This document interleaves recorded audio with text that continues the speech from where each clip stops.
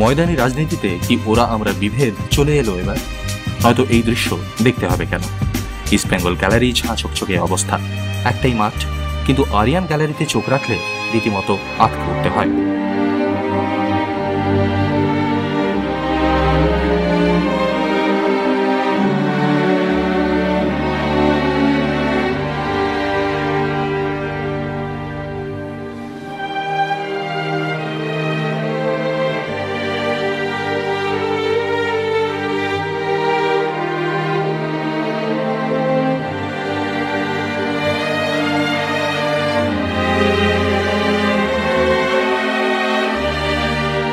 এই গ্যালারিতে চোখ রাখলে কি মনে হবে আমাদের ফুটবল এগিয়েছে এক পাও? না, এই দৃশ্য মনে পড়িয়ে দেয় আমাদের ফুটবলের পরিকাঠামোর ভগ্নরূপটাকে। কিন্তু কেন পরিবর্তনের যুগেও বদলালো না শতাব্দী প্রাচীন আরিয়ান ক্লাবের এই গ্যালারি? এই গ্যালারি আজ বন্ধ। এখানে বসেই একসময় অনেক ঐতিহাসিক ম্যাচ দেখেছেন বাংলার ফুটবল প্রেমীরা। গত বাম সরকারের দাবি তারা নাকি আরিয়ান গ্যালারি সারানোর জন্য অর্থ বরাদ্দ থেকে শুরু করে কাগজপত্র পাস করিয়ে দিয়েছিলেন। কিন্তু পরিবর্তনের হাওয়ায় বদলালো না কেন আরিয়ান গ্যালারির ভগ্নদশা? এই প্রশ্নটাই করেছেন রাজ্যের প্রাক্তন পূর্তমন্ত্রী ক্ষিতি গোস্বামী। আমার ডিপার্টমেন্ট অ্যাকসেপ্ট করে নিয়েছিল, তারও প্রোগ্রাম হয়ে গিয়েছিল, যেমন ইস্টবেঙ্গলটা হয়ে গেল তেমনি এরিয়ানটা হবে। আমি একবারে শহরপালকে কথা দিয়েছিলাম এবং করেও ছিলাম, তৈরি হয়ে গেছিল। আর এরা যদি সেগুলো মেটেরিয়ালাইজ না করে কী করব? একদম সম্পূর্ণ সব করা ছিল, খালি একটু এগিয়ে গেলে হয়ে যেত।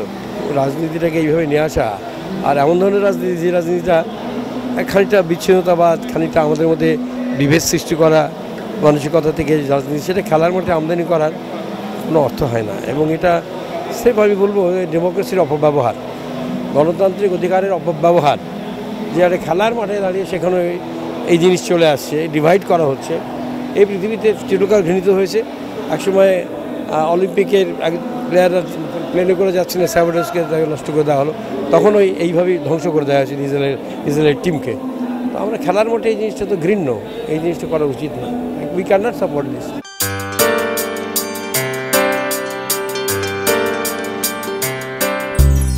প্রাক্তন পূর্তমন্ত্রীর দাবি যদি ঠিক হয় তাহলে কিন্তু ভাবতেই হবে আমাদের। পরিত্যক্ত এই এরিয়ান গ্যালারি এখন বিতর্কের কেন্দ্রবিন্দু। এখন এই এরিয়ান গ্যালারিকে নিয়েই কিন্তু প্রাক্তন পুরনো সরকার দাবি করছে যে তারা কিন্তু সব চেষ্টা করেছিলেন এই গ্যালারি সারানোর জন্য এবং সব কিছু নাকি স্যাংশনও হয়ে গিয়েছিল। এবং বর্তমান রাজ্য সরকারের গাফিলতিতেই কিন্তু বছর ঘুরলেও গ্যালারি সংস্কারের কাজ শুরু হয়নি।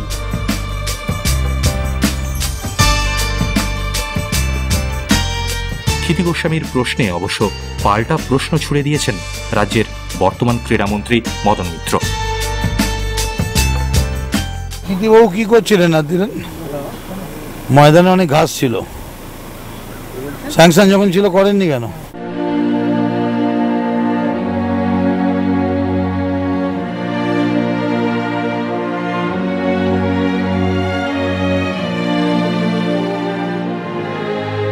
গত কয়েক মরশুম এভাবেই পরিত্যক্ত হয়ে পড়ে রয়েছে আরিয়ান গ্যালারি। সাধারণ দর্শকদের এখানে ঢোকা বারণ। আগাছায় ভর্তি হয়ে থাকা গ্যালারির দশা দেখে আটকে উঠতে হয় সবাইকেই। আরিয়ান টিডি রঘুনন্দীও হতাশ ক্লাবের গ্যালারির এই অবস্থা দেখে।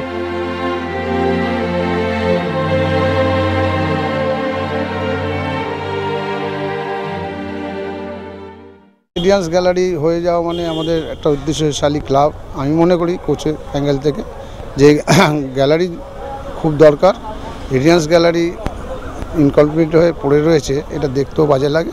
যদি কমপ্লিট হয়ে যায় আমার খুব ভালো লাগবে। আমি এটার জন্য সমর পালকেও বারবার বলছি, সমরদা নিশ্চয়ই এটা নিয়ে উদ্যোগ নিচ্ছে।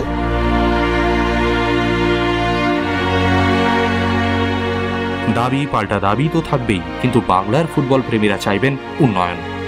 রাজনীতির ঊর্ধ্বে উঠে যদি দ্রুত আরিয়ান গ্যালারির পুনর্গঠন সম্ভব হয় তাহলে আখেরে লাভ হবে আমাদের ফুটবলেরই। আসুন না রাজনীতিকে মাঠ থেকে সরিয়ে দিয়ে আমরা শুধুই ফুটবল নিয়ে ভাবনা চিন্তা করি। হয়তো দেরি হয়ে গেছে অনেক, কিন্তু তা সত্ত্বেও বাংলা ফুটবলের স্বার্থে ইস্টবেঙ্গল মাঠের পাশে এই এরিয়ান গ্যালারি যত দ্রুত সম্ভব সংস্কারের কাজে হাত দিক রাজ্য সরকার। ক্যামেরায় রাজ ঘোষালের সঙ্গে প্রসূন বিশ্বাস, football.com।